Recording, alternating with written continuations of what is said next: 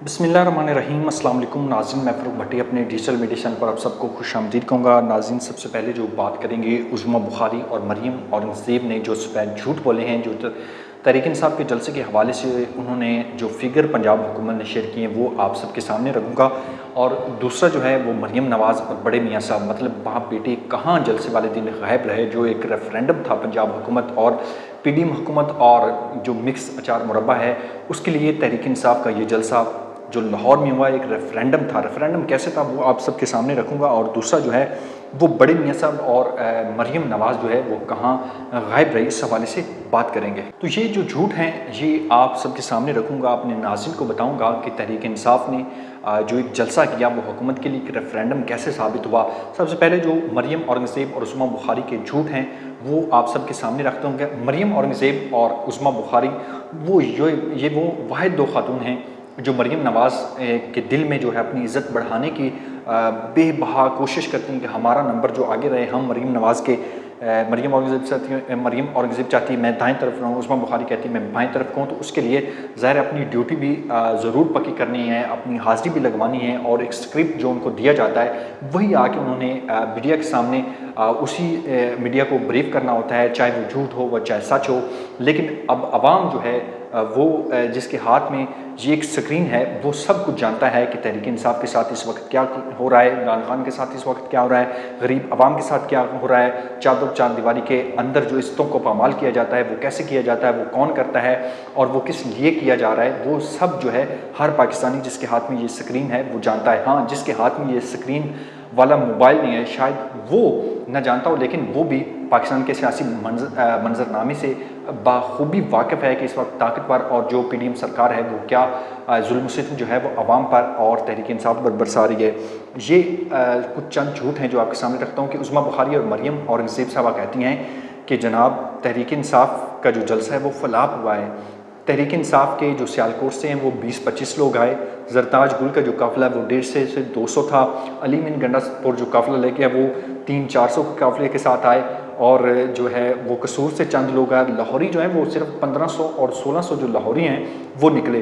तो ये इनकी बुखलाहट का अंदाज़ा इस बात से लगा रहे हैं कि अगर इतने लोग थे, अगर आपकी रिपोर्ट्स ये बता रही हैं कि लोगों ने नहीं आना और तहरीक इंसाफ का जलसा जो है वो नाकाम होना है, और आपको ये भी पता था कि हमने अली अमीन गंडापुर को अटक पुल जो है वो क्रॉस नहीं करने दिया था, तो आप फिर तहरीक इंसाफ को देते, एनओसी देते कि आप मीनार पाकिस्तान में जलसा करें, लोगों को बुलाएं, लोगों को लाएं। आपको जो पता है कि तहरीक इंसाफ के साथ इस वक्त लोग नहीं हैं और आवाम उनके साथ नहीं है और जिसको आप जेल में बंद किया हुआ है उसकी आवाज़ पर लोग बाहर नहीं निकलते, तो फिर आप डीसी को हुक्म करती मरियम नवाज़ कि आएँ जनाब, ये एनओसी जहाँ कहते ही नहीं एनओसी दें, अपना वो जलसा करें और 6 बजे 8 बजे तक करें, 9 बजे तक करें, इनकी तमाम तकरीर जो हैं वो नशर की जाएँ। और जिस तरह मीडिया ने किरदार अदा किया है तहरीक इंसाफ के जलसे के हवाले से, क्योंकि बड़ों का आर्डर था, ताकतवरों का आर्डर था, हुकूमत का आर्डर था, क्योंकि वो इश्तिहारात बंद हो जाने थे और उनकी जो है वो मामला जो हैं वो बिखर जाने थे सारे। तो इसलिए उन्होंने भी अपना किरदार अदा बखूबी अच्छे अंदाज से किया जिस तरह हुकूमत चाहती थी, जिस तरह मरियम नवाज़ चाहती थी।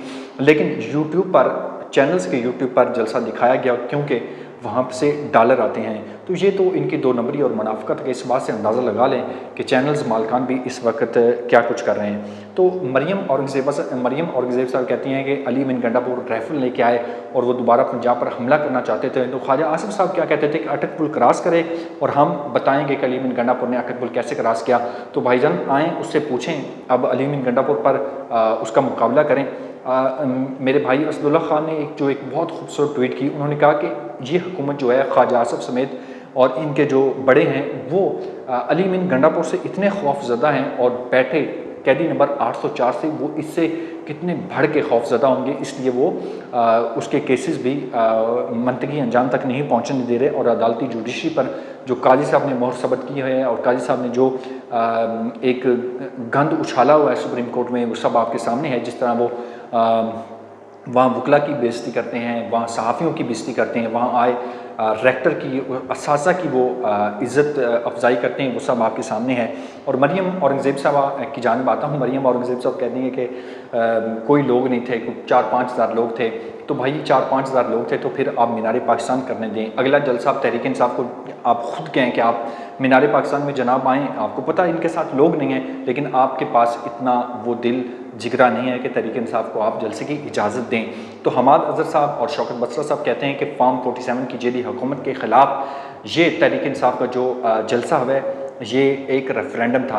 तो नाज़रीन, मरीम नवाज़ और नवाज़ शरीफ साहब कहाँ गायब थे, इसका अभी तक कोई अता पता नहीं लग सका कि नवाज़ शरीफ का अभी तक तहरीक इंसाफ के जलसे के हवाले से भी एक बयान जो है वो अभी सामने आया और मरीम नवाज़ ने भी कोई बयान अभी सामने नहीं दिया, लेकिन वो अपने जो आगे उन्होंने लोग रखे हैं वही डिफेंड कर रहे हैं, लेकिन बेसूद डिफेंड कर रहे हैं। मैं पहले बता चुका हूँ, जिसके हाथ में ये स्क्रीन है, जिसके हाथ में ये स्क्रीन वाला मोबाइल है, वो सब जानता है कि मरीम औरंगज़ेब कितने झूठ बोल चुकी है, उस्मा बुखारी कितने झूठ बोल चुकी है, पंजाब हुकूमत कितने झूठ बोल चुकी है, और डीसी का किरदार घटिया शर्मनाक जो किरदार है वो भी सब जानते हैं, जिनके हाथ में ये मोबाइल स्क्रीन है और जिनके पास ये मोबाइल स्क्रीन नहीं। नाज़रीन, मैं आपको बता चुका हूँ कि वो भी पाकिस्तान के सियासी मंजरनामे पर इस वक्त खूब नज़र जमाए बैठे हैं कि क्या कुछ हो रहा है और कौन कुछ ये सब करने वाले हैं। तो ये अब तक की जो सूरत हाल है वो जलसे के हवाले से मैंने रखी कि मरीम नवाज़ कहाँ गायब थी। मरीम नवाज़ का अभी तक भी कोई पता नहीं चला कि वो कहाँ पर मौजूद थी। सुना है कि वो रायगंज में मौजूद थी अपने बाप के साथ। वो स्क्रीन पर सब देख रहे थे कि तहरीक इंसाफ का एक बहुत बड़ा जो जलसा हुआ है, और अगर हम रुकावटें खड़ी ना करते, अगर हम कंटेनर्स ना करते, आगे खड़े करते, लोगों को ज़द-ओ-खूब ना करते, तहरीक इंसाफ के कारकुनान को, उनकी लीडरशिप को, जो यासर गिलानी साहब हैं उन समेत जो शादरा से उनको लापता किया गया, अभी तक भी इतलात आ रही हैं कि उनका अभी तक भी कुछ पता नहीं चल सका कि उनको कहाँ रखा गया है। तो ये तो सूरत हाल है, और इनका जो पोस्टमार्टम है वो इमरान खान ने कर दिया है और इस जलसे ने कर दिया है। हमाद अज़हर साहब, शौकत बसरा साहब और तहरीक इंसाफ के दूसरे कारकुनान और लीडरशिप कह चुकी है कि ये एक रेफरेंडम था। अब तहरीक इंसाफ को अगला जलसा कहाँ पर करना है, ये तहरीक इंसाफ की लीडरशिप जो है वो सोच रही है, और अगला जलसा जो है, जो मुबस्सरीन कहते हैं, जो थिंक टैंक्स हैं, वो कह रहे हैं कि खैबर पख्तूनख्वा और पंजाब के कहीं पुल पर रास्ता जलसा जो सजाना चाहिए तहरीक इंसाफ को, ताकि लाइट्स भी बंद ना हो। और जिस तरह भोंडी हरकत पंजाब हुकूमत ने की, 6 बजे जो है वो वहाँ पर लाइट्स बंद कर दिए और स्पीकर्स बंद कर दिए गए, और अली महमद गंडापुर 2 घंटे लेट तो पहुँचे, लेकिन उन्होंने कहा कि मैं पहुँच गया हूँ, अपना वादा पूरा कर दिया है, ख्वाजा आसिफ सब आएँ, मेरा मुकाबला करें। मुझे तो बहुत सारे लोगों ने अटक पुल पर रोकना था, लेकिन मेरे रास्ते में जितनी रुकावटें आई वो मैंने हटा कर लाहौर पहुँचा और अपना वादा पूरा किया है, और मैं अपने वादे इसी तरह पूरा करता रहूँगा। तो ये अली महमद गंडापुर के बाद फिर वो तहरीक इंसाफ की लीडरशिप भी वहाँ पर सारी मौजूद थी। तमाम ने वो गुफ्तगू की। लतीफ़ खोसा, बैरिस्टर गौर, विरक्स जो शेखपुरा से MNA हैं तहरीक इंसाफ के, उन्होंने, और दूसरे भी उनकी लीडरशिप है, उन्होंने भी तकरीर की। आलिया हमज़ा मलिक साहबा ने तकरीर की। तो ये अब सूरत हाल थी।